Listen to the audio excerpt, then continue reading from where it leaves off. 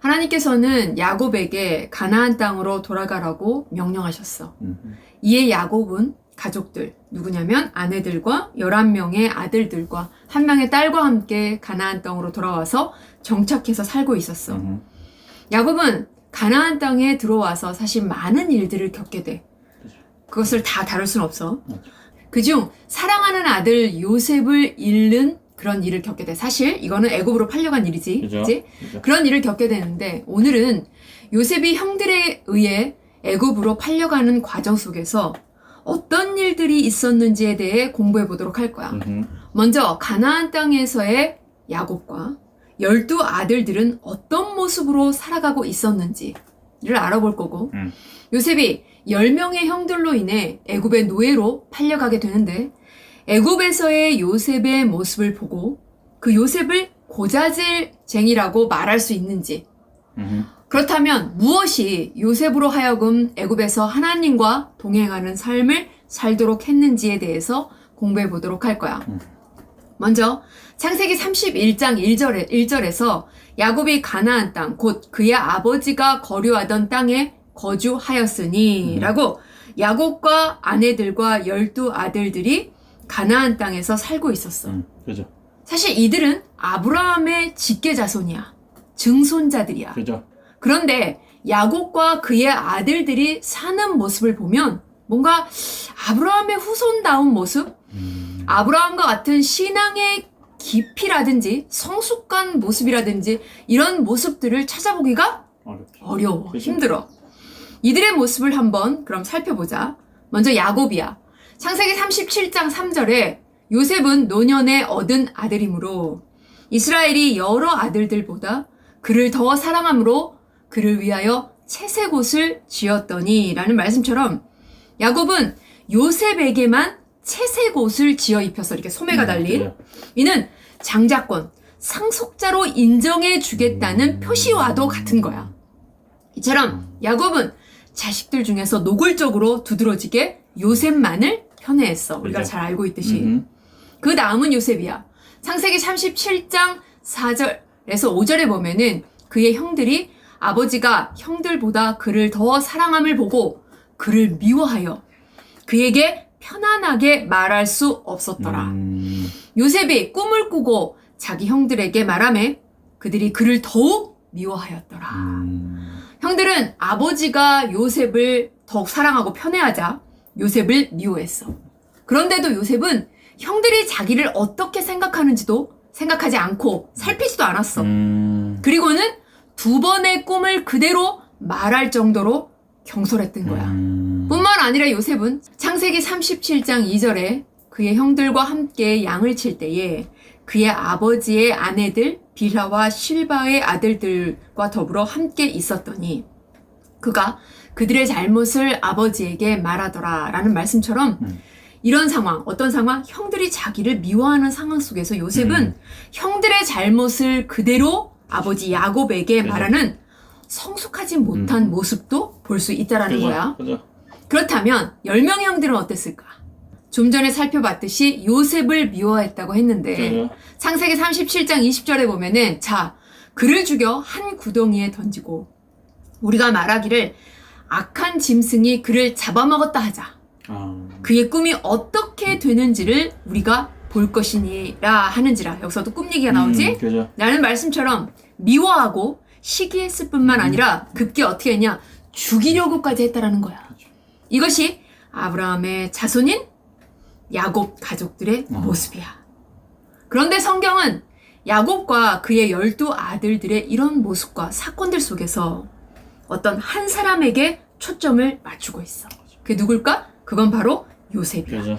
마치 지금까지 야곱에게 맞춰져 있던 앵글이 서서히 요셉에게로 카메라의 앵글이 옮겨지는 것처럼 그런 느낌이 들 정도로 요셉에게 초점을 맞추면서 역사를 이끌어가고 있는 것을 볼 수 있다는 거야. 성경을 통해서 이런 것들을 볼 줄 알아야 돼. 좀 전에 살펴본 가나안 땅에서의 아버지와 형들과 함께한 요셉의 모습을 보면 하나님의 준비된 그릇으로는 뭔가 굉장히 부족해 보이는 느낌이 들어. 그래서 이런 모습들을 보고 사람들은 요셉을 고자질쟁이라고 말하고는 해. 엄마 옛날에 엄마가 반사로 있을 때 그 전도사님이 그런 설교를 하셨던 게 기억이 나. 그런데 가나안에서의 모습만으로 요셉을 고자질쟁이라 말할 수 있을까? 이에 대해서 애굽의 요셉의 모습을 비교하면서 한번 생각해 보도록 할 거야. 창세기 37장 23절에 24절을 보면 요셉이 형들에게 이르매 그의 형들이 요셉의 옷 곧 그가 입은 채색옷을 벗기고 그를 잡아 구덩이에 던지니 그 구덩이는 빈 것이라 그 속에 물이 없었더라 라는 말씀처럼 10명의 형들은 요셉을 죽이려고 했어. 그렇죠. 이때 요셉의 나이가 몇 살이었냐면 17살이야. 17세야. 이런 나이에 한 명도 아닌 모든 형들에게 죽임을 당할 뻔한 과정, 이런 엄청난 과정을 겪게 됐다라는 거야. 즉 구덩이 안에서 요셉은 뭐를 들었냐? 모든 형들이 자기를 죽일까 팔까 하는 상의하는 소리까지 들었다라는 거야. 그죠.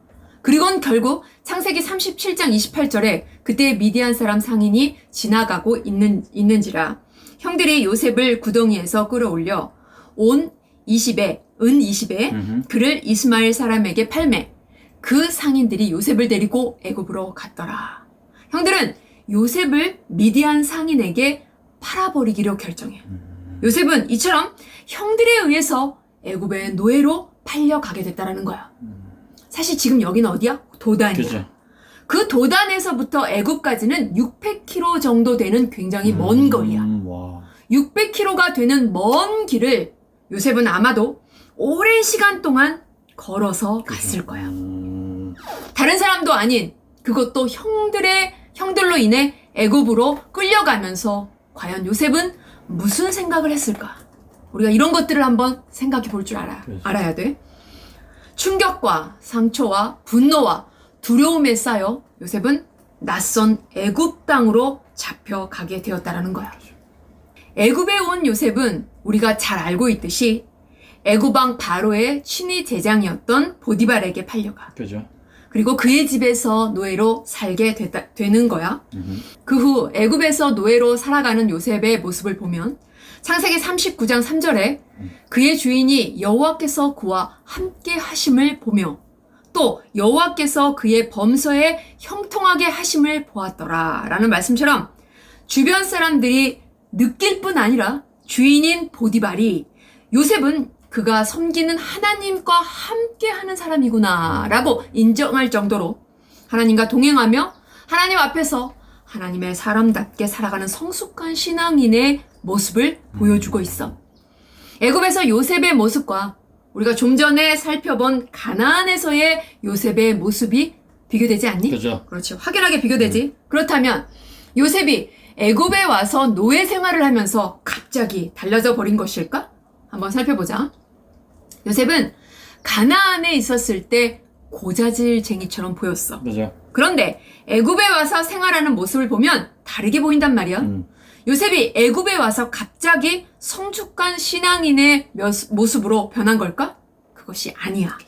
먼저 가나안에 살았을 때 창세기 37장 14절에 이스라엘이 그에게 이르되 가서 내 형들과 양떼가 다 잘 있는지를 보고 돌아와 내게 말하라 하고 그를 헤브론 골짜기에서 보내니 그가 세겜으로 가니라 라는 말씀처럼 요셉은 아버지가 시키는 대로 세겜까지 형들을 보러 갔어.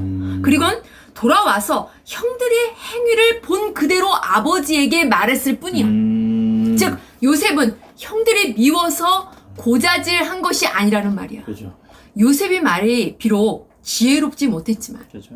요셉은 자기가 본 그대로 형들의 행위를 정직하게 아버지에게 고했다라는 말이야. 이런 요셉이 17세 나이에 애굽으로 끌려와서 애굽에서 하나님을 향한 성숙한 신앙인으로서의 삶을 살은 거야. 그의 모습을 보면 이런 신앙은 결코 우연히 저절로 만들어지는 것이 아니야. 오랜 시간 동안 신앙의 훈련을 받아야지만 그죠. 만들어질 수 있는 거야. 그죠. 즉 누군가에게 철저히 배웠다라는 것을 추측할 수 있어. 왜냐하면 하나님에 대해서 철저히 배우지 않고는 억울하게 잡혀온 상황, 그죠. 말도 안 되는 상황 속에서 하나님을 향한 그와 같은 흔들림 없는 자세로 삶을 살기 힘들기 때문이야. 그죠.